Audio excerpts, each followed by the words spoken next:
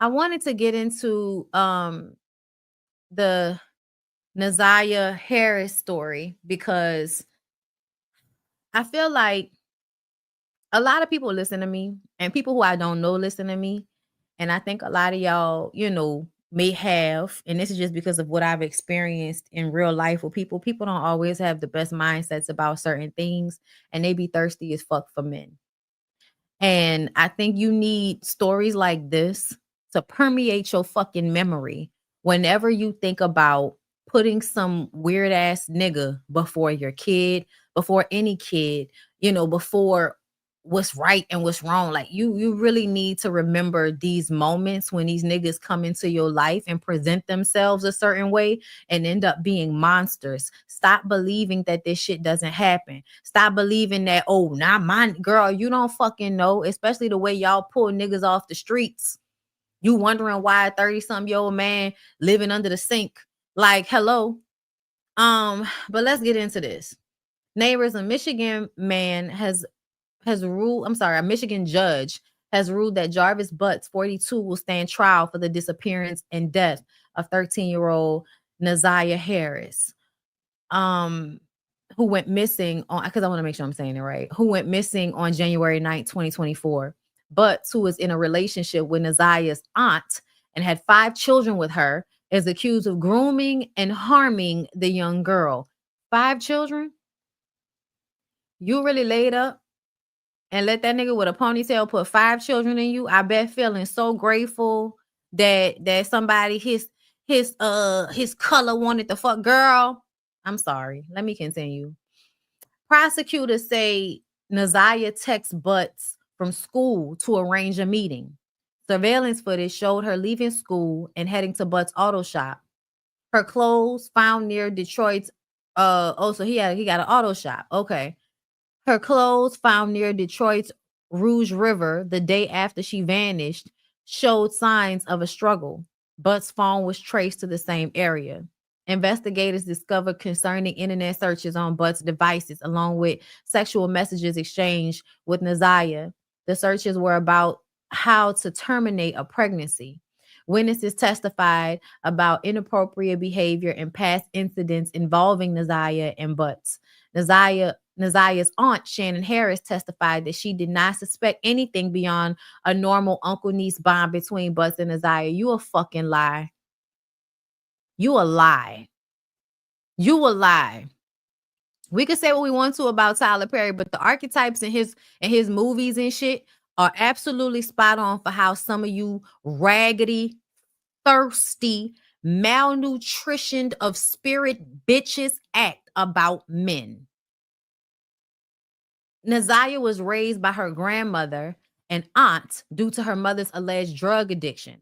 Social media users are demanding that others who may have known about the situation be held accountable. So these are some of the text messages between Jarvis Butts and Naziah. Harris, come on. Harris, hold up. Yeah, you okay? Where are we doing it at your choice? You tell me. Basement. You sure? Or job? Can you S my D, please? And make sure you erase the messages. K, that is what I plan to do. It's a 13-year-old girl. It's a 13-year-old girl. Butts also has been charged with SA of 2 other girls in separate cases, including one where he gave his ex-girlfriend's 4-year-old daughter chlamydia. Naziah was being raised. Oh, I read that part. I'm sorry. So yeah, Butts, I'm at your house. Damn, we were just there. Harry, you better not be in my room. I need another phone. I miss you. Butts, I stole your panties. Butts, send me some pictures, please. Harris, don't you still got the other pics? Butts, no. Harris, I will send some. Are you him asking, are you naked yet? No, I don't want to get naked. Are you mad I didn't get naked?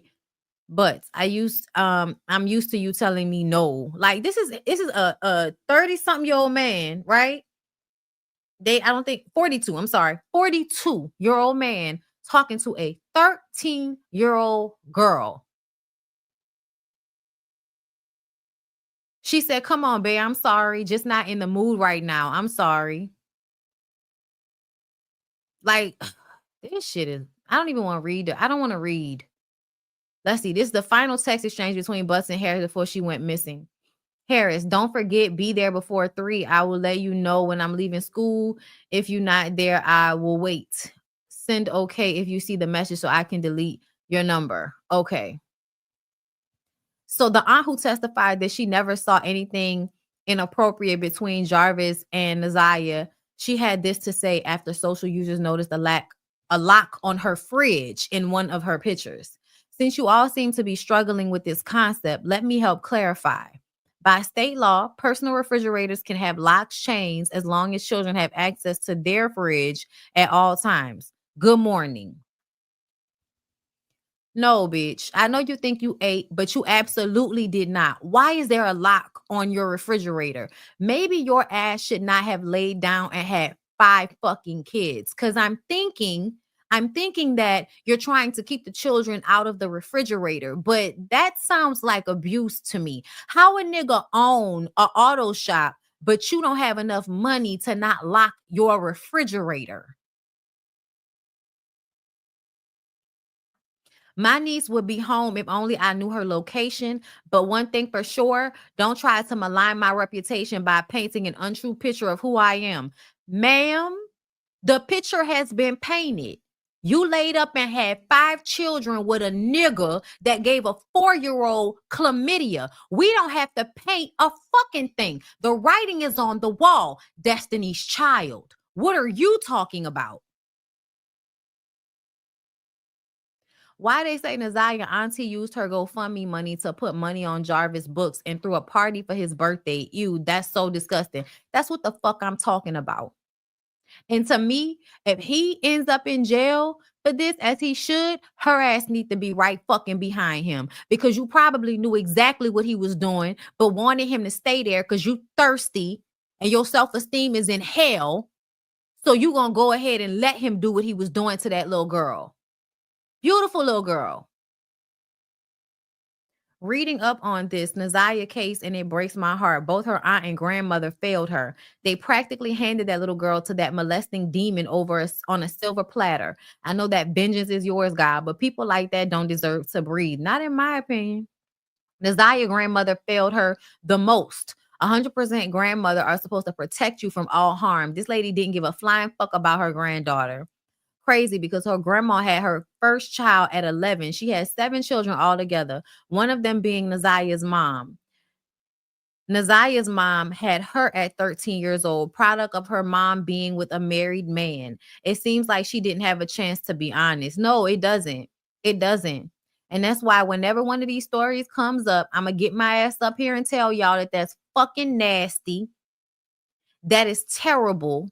And y'all should, and I'm especially talking to the women who not only do you allow these men to come into your households and do this type of shit to children, but y'all make them children have those fucking babies for whatever bullshit reason y'all want to come up with. Because a lot of times y'all want to punish them because the man that you wanted fucked a child, got her pregnant, and you mad at the child, but still want to keep the nigga.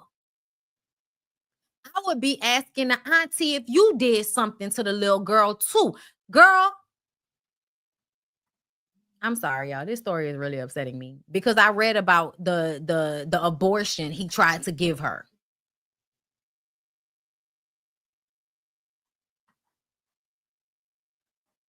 Oh Lord. Oh Lord. Pray for the children. I hope they find her body.